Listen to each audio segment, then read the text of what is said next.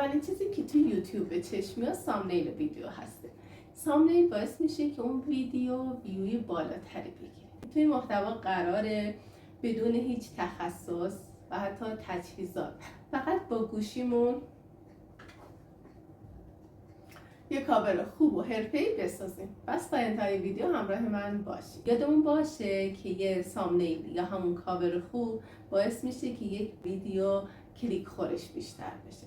کلیک خور بیشتر مساویه با ویوی بیشتر و ویوی بیشتر مساویه با درآمد بیشتر.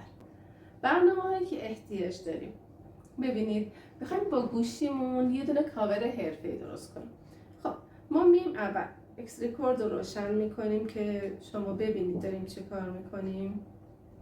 برنامه کنوا رو میخوایم، تایتل ویدیومون رو میخوایم و اگر تو محتوامون خودمون حضور داریم یه عکس خوب و حرفه‌ای از خودمون میخوایم و اگر بدون چهره است که خب احتیاجی به تصویر خودمون نیسته، ولی تایتل خیلی مهمه. یه تایتل جذاب داشته باشیم.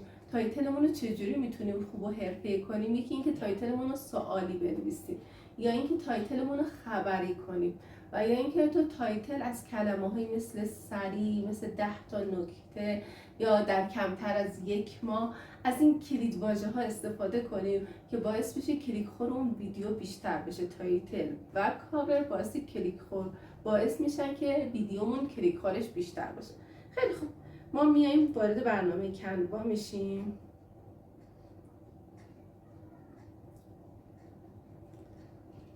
وارد برنامه کنوا میشیم. خب حالا که وارد کنوا شدیم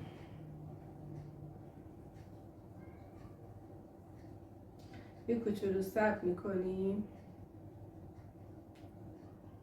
ببینید تو قسمت سرچش میتونید اصلا بنویسید یوتیوب سامنیل. حتی تو برنامه هاش هم اگه پیدا نکردین، چون یه وقت پیش میاد که به چشم نیاد برنامهش، شما می نویسین یوتیوب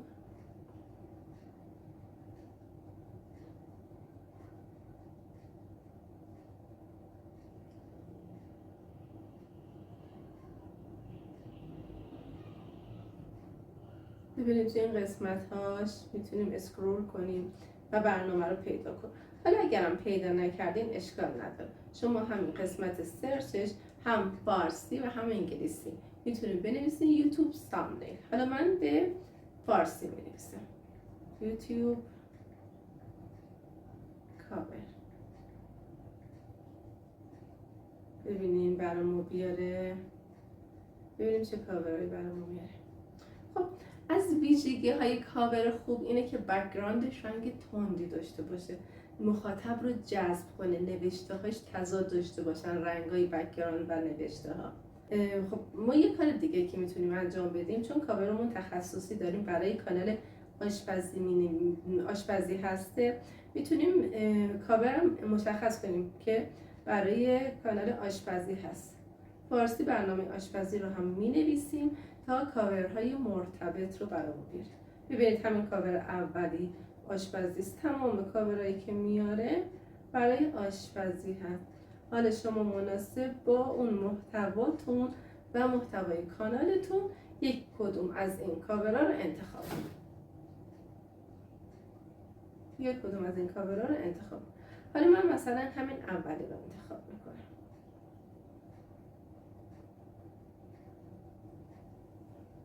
اجازه بدیم برنامه باز بشه. البته بعضیشون کنارشون تاج داره، ولی ما میتونیم از کاورهای رایگانش استفاده کنیم. اگر هم خواستیم میتونیم نسخه پرو یا نسخه پولیش رو تهیه کنیم. خب انتخاب میکنم رو هر قسمتش یک کوچولو باید اجازه بدیم برنامهش باز بشه، برنامه تو صفحه ادیتش باز بشه.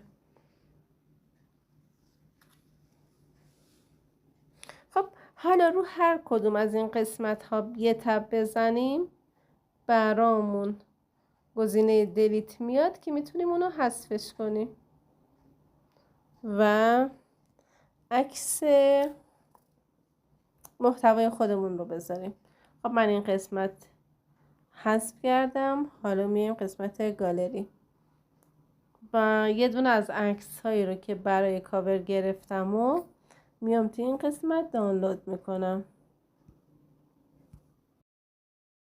خب انگلیسی هم که هیچ کدوم نیاز ندارم، پاکشون میکنیم.